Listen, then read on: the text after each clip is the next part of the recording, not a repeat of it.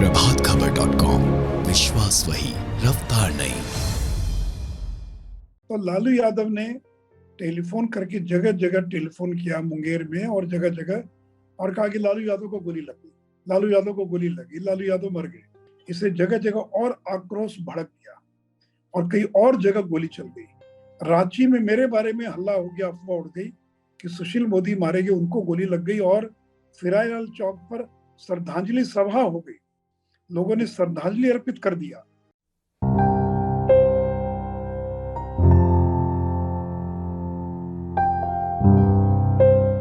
नमस्कार, मेरा नाम है राजेश और आपने देखना शुरू कर दिया है प्रभात खबर।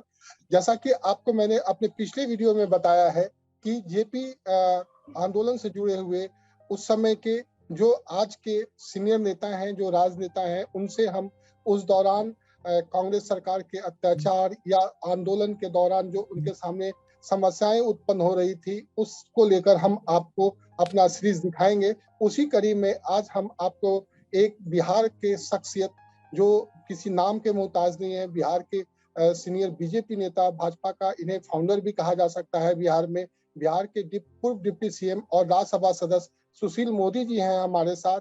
सर, आपका स्वागत है प्रभात खबर के डिजिटल प्लेटफॉर्म पे। सर, हम लोग जानना चाहेंगे सर कि जेपी आंदोलन के समय आप लोगों ने जो आंदोलन शुरू किया उस समय किस तरह की परेशानियां आ रही थी? एक तो उसमें पूरे देश के अंदर महंगाई अपनी पराकाष्ठा पर था। संभवतः आजादी के बाद इतनी चरम महंगाई कभी देश के लोगों को देखने को नहीं मिली थी। और दूसरी बात ये थी कि केंद्र में यद्यपि इंदिरा गांधी को प्रचंड बहुमत प्राप्त हुआ था बांग्लादेश युद्ध के बाद, लेकिन बिहार में और एक राजनीतिक अस्थिरता का माहौल बना हुआ था और छात्र बड़े उत्तेजित थे, बहुत नाराज थे, क्योंकि सत्र 2-2 साल विलंब से चल रहा था और इसलिए जो छात्र थे वो आंदोलन पर उतारू थे। और उसी समय पटना विश्वविद्यालय छात्र संघ का चुनाव हुआ, जिसमें श्री लालू प्रसाद यादव अध्यक्ष निर्वाचित हुए और मैं उस छात्र संघ का महासचिव विद्यार्थी परिषद की ओर से निर्वाचित हुआ। यह डायरेक्ट इलेक्शन था, यानी सभी 13,000 विद्यार्थी दोनों सभी पदों के लिए डायरेक्ट वोट देते थे। उसमें से हम लोग जीत कर आए और हम लोगों ने एक छात्र नेता सम्मेलन बुलाया पटना में 17-18 फरवरी 1974 को, और जिसमें छात्र संघर्ष समिति का गठन किया। और पहली बार बिहार के अंदर शिक्षा में बदलाव, शिक्षा नीति में परिवर्तन, महंगाई पर रोक लगाओ, बेरोजगारी का खात्मा हो, ऐसे तमाम मुद्दों को लेकर और एक छात्र संघर्ष समिति का गठन हुआ। उसमें तक जेपी इस आंदोलन से जुड़े नहीं थे। तो जेपी तो इस आंदोलन में आए 18 मार्च के बाद, जब आंदोलन हिंसक हो गया। तो इन सारी मांगों को लेकर छात्र संघर्ष समिति ने 18 मार्च को विधानसभा घेराव का ऐलान किया। इसी दौरान गुजरात में नव निर्माण का आंदोलन चल रहा था और वहां पर विधानसभा भंग हो गई थी। तो वहां भी छात्र आंदोलन जो था वो अपनी चरम पर था और उस आंदोलन का परिणाम हुआ कि तत्कालीन केंद्र की सरकार को गुजरात विधानसभा को भंग करना पड़ा। तो हम लोगों ने भी यहाँ पर नारा दिया, गुजरात की जीत हमारी है, अब बिहार की बारी है। और 18 मार्च के बाद हम लोगों ने भी बिहार विधानसभा को भंग करने की मांग की और कहा कि जो विधायक इस्तीफा नहीं देंगे उनका घेराव करेंगे। और 18 मार्च को करीब 50,000 नौजवान पूरे बिहार से पटना पहुंच गए। उन लोगों ने विधानसभा का घेराव किया। हम लोग का निर्णय था कि राज्यपाल को जाने नहीं देंगे विधानसभा में। और आपने देखा होगा कि राजभवन से सीधी सड़क जाती है विधानसभा के लिए। हम लोगों ने राज्यपाल को रोकना चाहा। उस समय की अब्दुल गफूर की सरकार ने पूरे शहर की घेराबंदी कर दिया, लेकिन 50,000 छात्र जो इकट्ठा हो गए तो पुलिस को पहले लाठीचार्ज, फिर अश्रु गैस और फिर फायरिंग करनी पड़ी। करीब 5-6 लोग पटना के अंदर मारे गए। लड़के इतने गुस्से में थे कि आज का हिंदुस्तान अखबार, उस जमाने का प्रदीप और सर्चलाइट था जो हिंदुस्तान टाइम्स है, उसको लोगों ने फूंक दिया। लोगों ने आर्यवर्त इंडिया नेशन के दफ्तर को फूंक दिया और पूरे बिहार में करीब 1 दर्जन शहरों के अंदर पुलिस को फायरिंग करनी पड़ी और बहुत अच्छी संख्या में नौजवान मारे गए। और हम लोग को लगा कि हम लोग इस आंदोलन को चला नहीं पाए। तब हम लोग जेपी के पास मिलने गए 19 मार्च को, और उनसे आग्रह किया कि आप इस आंदोलन का नेतृत्व संभालिए। जेपी बीमार रहते थे, तो जेपी ने कहा कि मेरी शर्त है कि आंदोलन में हिंसा नहीं हो, और उसी में से नारा निकला, हमला चाहे जैसा होगा, हाथ हमारा नहीं उठेगा। और दूसरा जेपी ने कहा कि मैं जो निर्णय करूं वो सबों को मान्य होगा। और जेपी बीमार थे तो उन्होंने, वो चले गए इलाज कराने के लिए तमिलनाडु में, मैं नाम भूल रहा हूँ एक स्थान का, वेलोर गए, और वहां से जब लौट कर आए अप्रैल के प्रथम सप्ताह में, तब उन्होंने आंदोलन का नेतृत्व अपने हाथों में लिया। तो बहुत सारे लोगों को ये पता नहीं है, लोगों को लगता है कि जेपी ने आंदोलन की शुरुआत की। ये सही नहीं है। आंदोलन की शुरुआत छात्रों ने की, छात्र संघर्ष समिति ने की, जिसमें सीपीआई सीपीएम को छोड़कर सभी राजनीतिक दल और अन्य छात्र संगठन थे। और फिर जब आंदोलन दिशाहीन होने लगा, तब जेपी ने उसका नेतृत्व संभाला, और तब उस आंदोलन को एक नई ऊंचाइयों पर, एक नई दिशा उन्होंने देने का काम किया। सर, उस विधानसभा घेराव के समय एक अफवाह उड़ी थी, लालू प्रसाद मर गए, उनको गोली लग गई है। वो प्रकरण में ऐसा कहा जाता है कि लालू जी ने स्वयं इस तरह का अफवाह उड़वाया था, या उनके लोगों ने इस तरह का अफवाह उड़वाया था। लेकिन छात्र संघ के निर्वाचित अध्यक्ष को विश्वविद्यालय की ओर से एक टेलीफोन की सुविधा प्राप्त थी। तो जब लोग भागने लगे, गोली चली पटना में, तो लोगों को तो कुछ पता नहीं पटना में क्या हुआ नहीं हुआ। लोग अपने अपने जिले में जो लौटने लगे, जो सवारी मिली उसे निकल पड़े ट्रेन में, बस में सवार होकर। तो लालू यादव ने टेलीफोन करके जगह जगह टेलीफोन किया, मुंगेर में और जगह जगह, और कहा कि लालू यादव को गोली लग गई, लालू यादव को गोली लगी, लालू यादव मर गए। तो स्वाभाविक था कि लोगों के पास तो कोई वेरीफाई करने का तरीका नहीं था। इससे जगह जगह और आक्रोश भड़क गया, और कई और जगह गोली चल गई। रांची में मेरे बारे में हल्ला हो गया, अफवाह उड़ गई कि सुशील मोदी मारे गए, उनको गोली लग गई, और फिराईलाल चौक पर श्रद्धांजलि सभा हो गई, लोगों ने श्रद्धांजलि अर्पित कर दिया। तो चूंकि उस समय कोई टीवी नहीं था, कोई मोबाइल नहीं था सूचनाओं को, लेकिन ये बात सही कि लालू यादव ने खुद फोन करके और अनेक जिलों में इस बात को प्रचारित किया। और देखिए, उस आंदोलन का नारा था, भ्रष्टाचार मिटाएंगे, नया बिहार बनाएंगे। और जेपी ने उस छात्र आंदोलन को जन आंदोलन में परिणत कर दिया। तो जहां पहले आंदोलन में केवल छात्र थे, वहां पर अब नौजवान, महिलाएं, कर्मचारी, व्यापारी, जो भी लोग, किसान, मजदूर, सारे लोग उसमें जुड़ गए। ये श्रेय जेपी को जाता है कि छात्र आंदोलन को उन्होंने जन आंदोलन में परिणत कर दिया, उसको एक सैद्धांतिक जामा पहनाया। उन्होंने संपूर्ण क्रांति का नारा दिया, कहा कि संपूर्ण क्रांति अब नारा है, भावी इतिहास हमारा है। और उन्होंने कहा कि ये जो आंदोलन है, ये केवल सत्ता परिवर्तन के लिए नहीं है, ये व्यवस्था परिवर्तन के लिए है। हम कोई एक मुख्यमंत्री और एक प्रधानमंत्री को हटाने के लिए नहीं आए हैं, व्यवस्था में कैसे बदलाव हो। तो इस छात्र आंदोलन को जन आंदोलन और एक सीमित मुद्दों वाले आंदोलन को उन्होंने संपूर्ण क्रांति में बदल दिया। और संपूर्ण क्रांति को उन्होंने परिभाषित किया कि समाज जीवन के सभी क्षेत्रों में बदलाव हो, शिक्षा है, राजनीति है, सारे क्षेत्रों के अंदर, उसको उन्होंने संपूर्ण क्रांति का जो है और नारा दिया।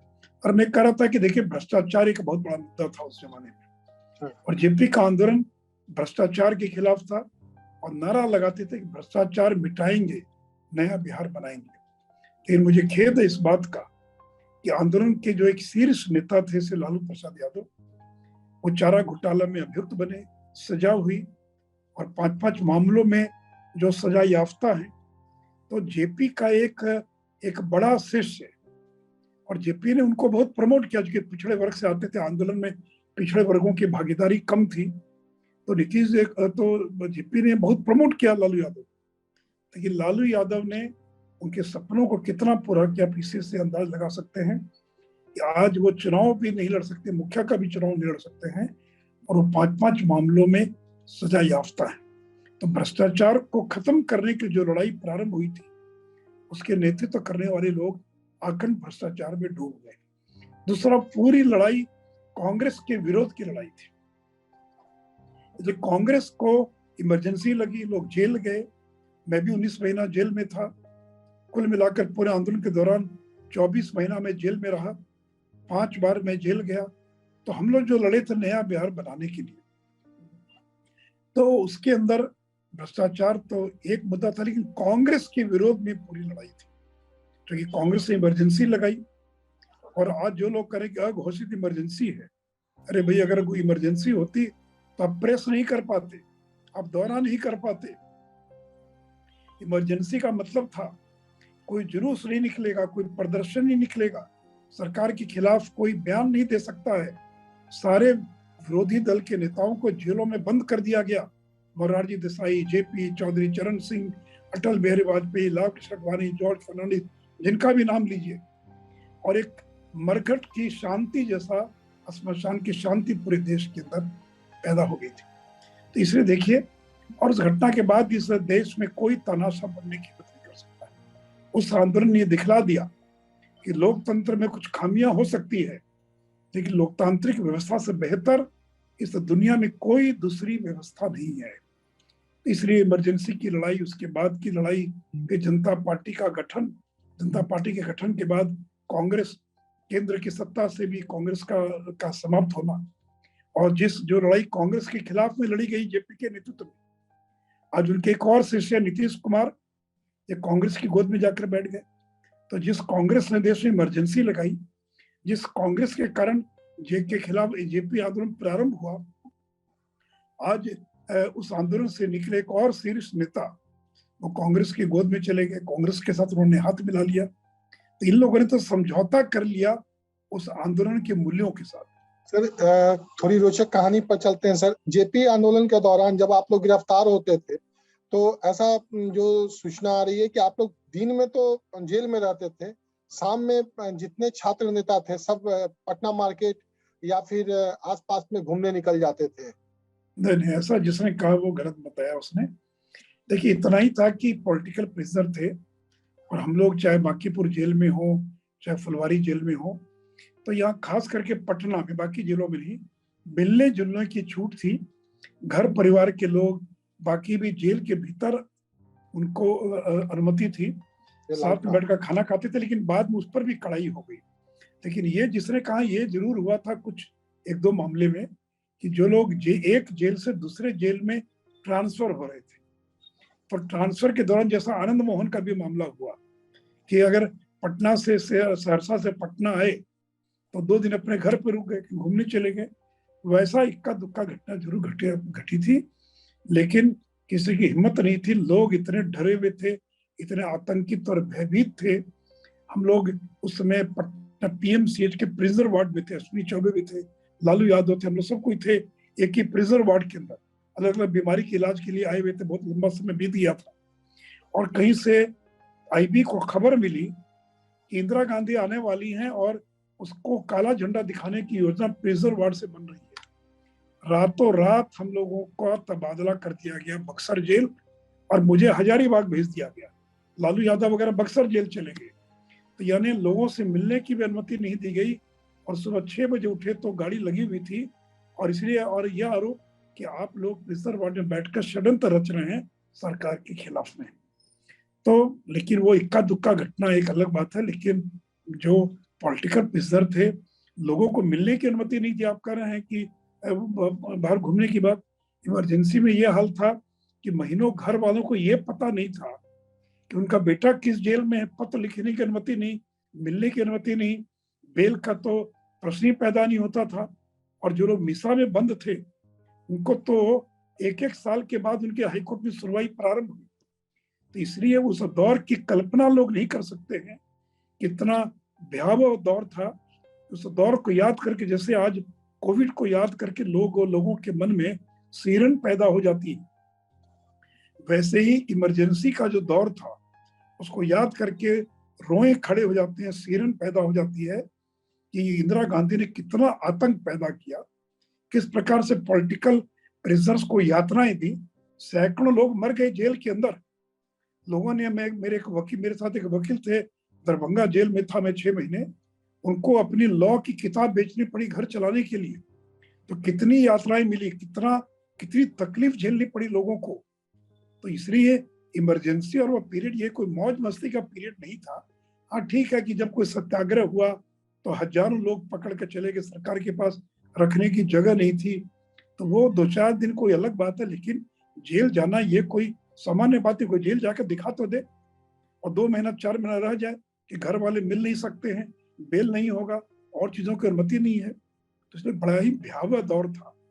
और देखिए, इमरजेंसी लगी, अखबारों पर भी सेंसरशिप लागू कर दिया गया, और कोई भी अखबार बिना सेंसर ऑफिसर की अनुमति के प्रकाशन नहीं होगा। कोई भी राजनीतिक समाचार उसकी अनुमति से ही छपेंगे। इस पर आज तक कभी आजादी के बाद कभी देश में प्रेस की आजादी पर कभी अंकुश नहीं लगा था, जो इंदिरा गांधी ने लगाया था। और जब इंदिरा गांधी को लगा कि पूरी दुनिया में उनकी बदनामी हो रही, तानाशाह है, इमरजेंसी लगा दिया, तो उन्होंने चुनाव का ऐलान कर दिया। और उनको लगा कि जब चुनाव कराएंगे तब तो विपक्ष तो जेलों में बंद है, अधिकांश वर्कर जेल में बंद है, आरएसएस पर प्रतिबंध है, मैं तो चुनाव जीत जाऊंगी और लोगों को कहने का मौका मिलेगा कि देखिए जनता ने तो इनको इनकी इमरजेंसी को स्वीकृति की मोहर लगा दिया। मैं विस्तार में नहीं जाऊंगा। जब चुनाव हुआ तो मुझे भी कल्पना नहीं थी कि इंदिरा गांधी चुनाव हार जाएंगे। इंदिरा गांधी चुनाव हार गई, उनके बेटे संजय गांधी चुनाव हार गए। बिहार में 54 की 54 सीट पर कांग्रेस हार गई, एक सीट भी नहीं जीत पाई। उत्तर प्रदेश में 85 की 85 विधानसभा की सीट कांग्रेस हार गई। मध्य प्रदेश में केवल एक सीट जीत पाई। दक्षिण के कुछ राज्यों में जरूर सीट मिली। तो उसने यह भी दिखला दिया कि अगर प्रेस पर अंकुश लगाओगे तो एक समय तो लग सकता है कि वाहवाही हो रही है, सारे सकारात्मक समाचार छप रहे हैं, सरकार की आलोचना नहीं हो रही है, लेकिन भीतर ही भीतर क्या उबाल है, जनता में क्या चर्चा, इससे आप वंचित हो जाएंगे। और फिर जनता को जब मौका मिला तो इंदिरा गांधी को हरा दिया और देश में पहली बार आजादी के बाद केंद्र की सत्ता से कांग्रेस च्युत हो गई और जनता पार्टी की सरकार केंद्र के अंदर बनी है। सर, बिहार में सरकार है जेपी आंदोलनकारियों की। आप कितना मानते हैं कि जेपी के आंदोलन के जो उस वक्त नेता थे, जो उस वक्त के छात्र नेता थे, वो उनके सपने को पूरा करने में सक्षम है या उनके सपने को साकार करने में? मैंने तो आपको पहले ही बता दिया ना, तो पहले बोल चुका। लालू प्रसाद यादव जो बड़े नेता थे, उनका क्या हश्र हुआ मैंने आपको बता दिया। नीतीश कुमार, वो कांग्रेस के साथ चले गए, वो पाला बदलते रहते हैं, कभी कांग्रेस के साथ, कभी कांग्रेस के विरोध में, कभी बीजेपी के साथ, कभी बीजेपी के विरोध में। तो ये क्या यही सिद्धांत की राजनीति? अपने स्वार्थ के लिए आप कांग्रेस के साथ चले गए।